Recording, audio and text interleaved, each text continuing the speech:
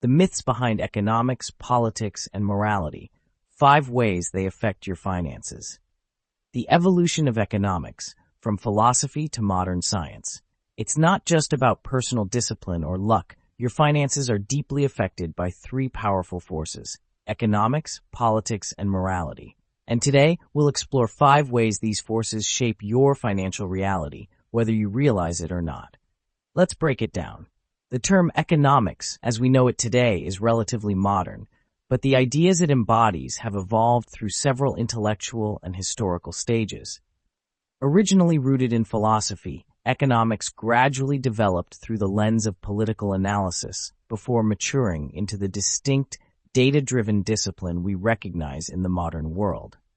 The origins of economic thought date back to ancient Greece, 1600s, where thinkers like Aristotle, 384 to 322 BCE, discussed concepts of value, exchange, and household management, from which the Greek word oikonomia, meaning household management, originates. Economic behavior was viewed as part of broader moral and philosophical life, not as a separate field of study. The discipline began to take on a more formal shape in the 17th and 18th centuries, particularly during the rise of mercantilism and the Age of Enlightenment. This period is known as the era of political economy, where economics was not seen as separate from politics. Key thinkers like Adam Smith, 1723 to 1790, the father of modern economics, published The Wealth of Nations in 1776, marking a foundational shift. He examined how nations grow wealth, linking economics to social structures, moral philosophy, and governance. David Ricardo, John Stuart Mill, and Karl Marx followed, exploring capitalism, labor value, and class structures, all deeply embedded in political ideologies. During this period, economics and politics were inseparable. The way wealth was created and distributed was deeply tied to law, power, and ideology. One key thought during this period was the issue of interest, and like Adam Smith rightly said, it is not from the benevolence of the butcher, the brewer, or the baker that we expect our dinner, but from their regard to their own self-interest. We don't rely on the generosity of the butcher, the brewer, or the baker for our meals, but rather on their motivation to serve their own interests. In seeking profit, they meet our needs. This quote captures Smith's core idea of the invisible hand, that individuals pursuing their own economic interests can unintentionally benefit society as a whole. In the late 19th century, economics began its transformation into a more scientific discipline. This period is marked by the marginal revolution, where economists like William Stanley Jevons, Carl Menger, and Leon Walras introduced mathematical models and marginal utility theory. By the early 20th century, economics split from political science and evolved into a standalone field, focusing more on quantitative analysis and empirical data. John Maynard Keynes revolutionized macroeconomics during the Great Depression, 1930s, arguing for government intervention, once again blurring the line between politics and economics. Post-World War II economics became more specialized, with schools like neoclassical, Keynesian, monetarist, and behavioral economics emerging.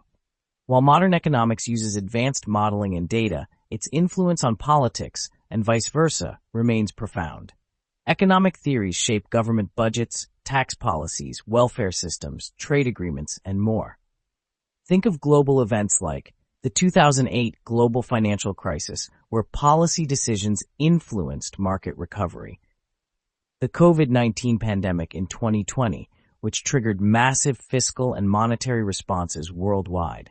Ongoing debates over universal basic income, environmental economics, and global inequality, showing how economics is still tethered to political and moral judgment. So while the word economics is modern, the discipline is the result of a long evolution from philosophy to political economy to modern science. And through it all, economics and politics have remained intrinsically intertwined, shaping societies, influencing behavior, and determining the rules of who gets what, when, and how. Here are 5 ways economics, politics, and morality affect you personally. Government policies shape your earning and spending power. Politics and economics viewpoint. Over the past few decades, large corporations and wealthy individuals have gained significant influence over the political landscape. Political parties have benefited immensely from the capital flows provided by these elites, resulting in a system where their presence and power are deeply entrenched, even though much of their participation occurs behind the scenes. Those who hold power often shape the system to serve their own interests. As a result, income and wealth distribution are heavily influenced by who controls the rules of the economic game. Through strategic mechanisms such as corporate stock buybacks, market monopolization, corporate tax cut, and extensive lobbying for favorable legislation, CEOs and top executives of large corporations continue to extract immense value from the system, not just for themselves, but for their families and inner circles as well. Meanwhile, the wages of average workers have remained largely stagnant, eroding their economic strength and diminishing their political influence.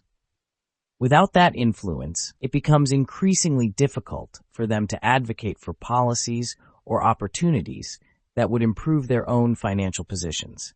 This imbalance reinforces a cycle where the rich get richer, not simply by working harder, but by leveraging the levers of power to maintain and expand their dominance. Even when it comes to choosing a political leader, because they wealthy have a large impact on who would be the best to serve their interest at a political stage. This is why powerful interest groups and corporate elites often pour vast sums of money into political campaigns.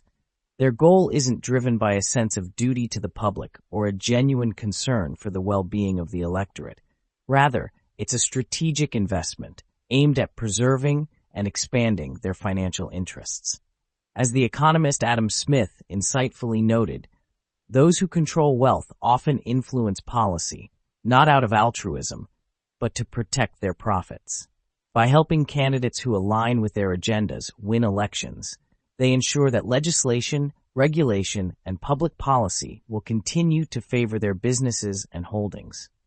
In this way, politics becomes less about public service and more about serving those with the most money and influence.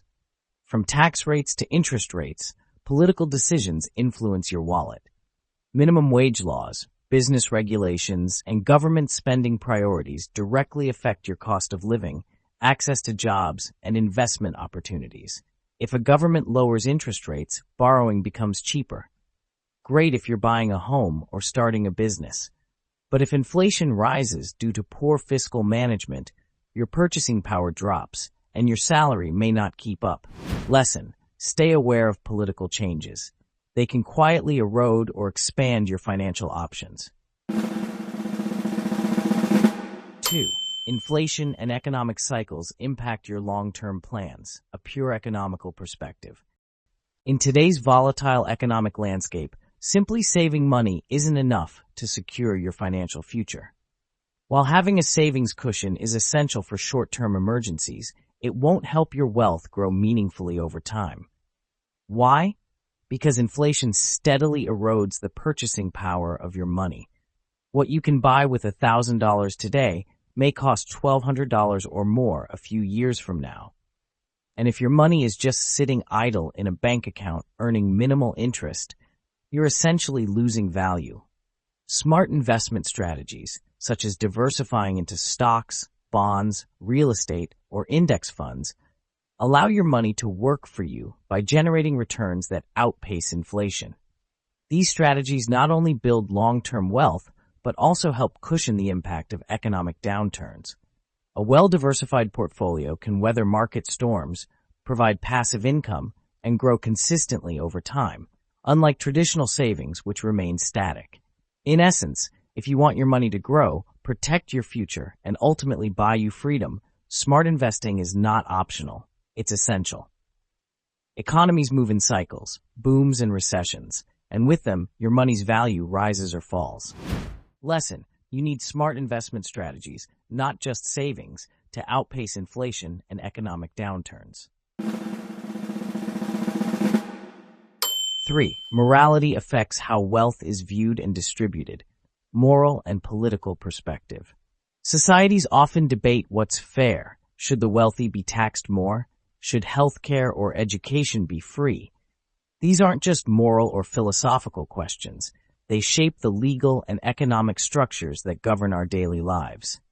At the heart of every modern society lies an ongoing tension between equity and efficiency, freedom and fairness, personal responsibility, and collective welfare. When people argue over whether the rich should pay higher taxes, they're not just talking numbers, they're questioning the moral fabric of the system. Who owes what to whom? Who benefits most from the economy? And what obligations do individuals or corporations have toward the rest of the society? Take taxation, for example. Some argue that progressive taxation, where higher earners pay a greater percentage of their income, ensures that wealth is redistributed to fund public goods like roads, schools, and healthcare. Others claim this discourages innovation and punishes success. These opposing views often align with political ideologies and ultimately shape legislation. The outcomes of these debates are far from theoretical. They lead to real-world policies that directly affect you and your financial possibilities, influencing areas such as 1. Access to public services. If society agrees that education and healthcare should be universally available, governments may introduce subsidies, free public schools, or national health coverage. If not, these services remain privatized and accessible only to those who can afford them. 2. Business rules and opportunities. Debates on regulation, like raising the minimum wage, implementing environmental standards, or enforcing labor protections, influence the cost of running a business, your ability to hire workers, or even your right to unionize. 3. Tax systems. Whether or not capital gains are taxed more than labor income affects how people save, invest, and generate wealth. Some tax codes favor business owners, investors, and corporations, allowing them to shelter income through loopholes. Meanwhile, average workers may carry a disproportionately heavier burden. All of this reflects a deeper truth. Economic systems don't exist in a vacuum. They are built on value judgments and power dynamics. Who writes the rules, who enforces them, and who benefits most? As policies shift, so does the distribution of opportunity. In one era, you may have access to low-cost education, free healthcare, and business grants. In another, you may find yourself paying out of pocket for basic needs, competing against monopolies, or navigating a tax system stacked against you. That's why understanding these debates and participating in them is crucial. They're not abstract arguments for politicians and economists. They shape your future, your taxes, your business climate, your healthcare, your children's education, and often the wealthiest individuals and institutions, through lobbying, campaign financing, and media influence, have more power to steer these debates in their favor. So when societies ask what's fair, the answer doesn't just define morality, it defines the rules of the game. Lesson: understand the moral and cultural values of your society. They shape what you can expect and what's expected of you. Number 4. Corruption and political instability drain wealth, politics, and morality. In nations where corruption is widespread, the entire economic landscape becomes distorted, creating an environment where success is not based on merit, innovation, or productivity, but on who you know, who you bribe, or how well you can manipulate a broken system. When corruption becomes systemic, it infiltrates every layer of society, from government offices and law enforcement to the judiciary and private enterprises. This has far-reaching effects on both individuals and the broader economy. Let's briefly discuss 5 ways it does. 1. Business becomes riskier. In a corrupt environment, entrepreneurs and investors face unpredictable regulations, arbitrary fines, and unfair competition. Permits and licenses may require bribes. Contracts and agreements can be violated without consequence because the legal system is weak or compromised. Tenders and government opportunities may go only to those who pay kickbacks, regardless of competence. This discourages legitimate businesses and increases the cost of doing business, as entrepreneurs have to spend extra resources navigating red tape and unethical practices instead of focusing on growth or innovation. 2. Value stability, transparency, and fairness. In corrupt economies, there's no guarantee that property rights will be protected. Profits can be eaten away by informal fees and political uncertainty. Rules may change overnight to favor political insiders or powerful monopolies. As a result, money flows to more stable, transparent markets, and capital flees environments where corruption makes long-term planning nearly impossible. 3. Currency loses value. Corruption often goes hand in hand with mismanagement of public funds, leading to inflation, growing national debt, or currency devaluation.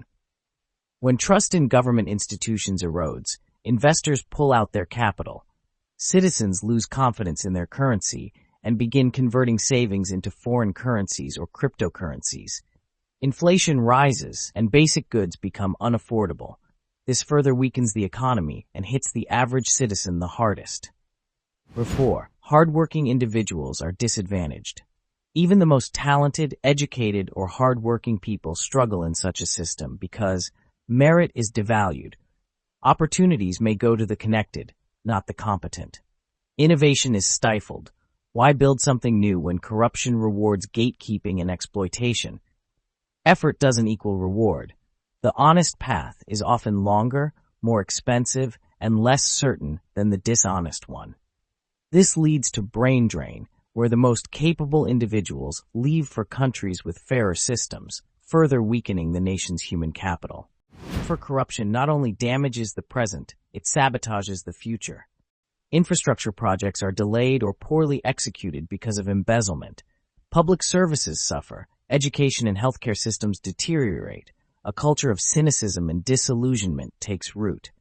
In such environments, wealth creation is slowed, inequality worsens, and generational poverty becomes harder to escape. When corruption thrives, trust dies. And when trust dies, in institutions, currencies, and systems, so does opportunity. That's why even brilliant, disciplined individuals can find themselves stuck in survival mode.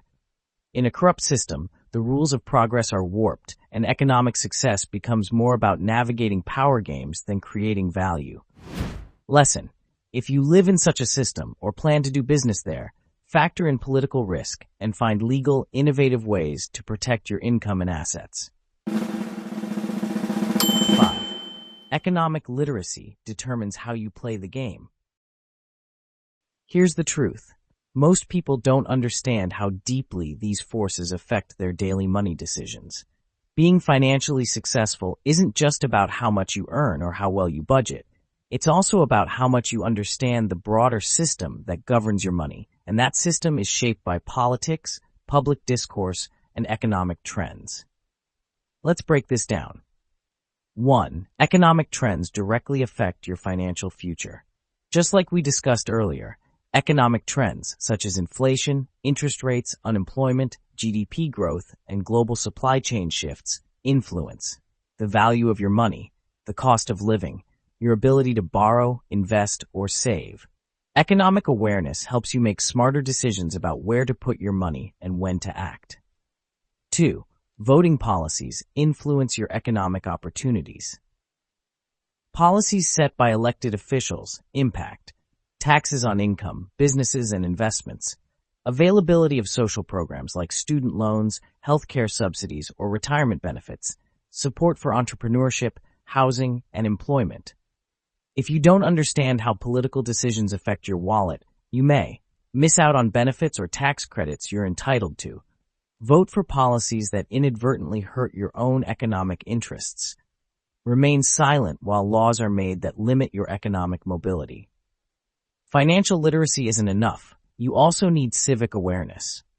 Because the rules of the economic game are often written by politicians influenced by public opinion, campaign donors, and lobbying groups. 3. Moral arguments shape tax laws and subsidies.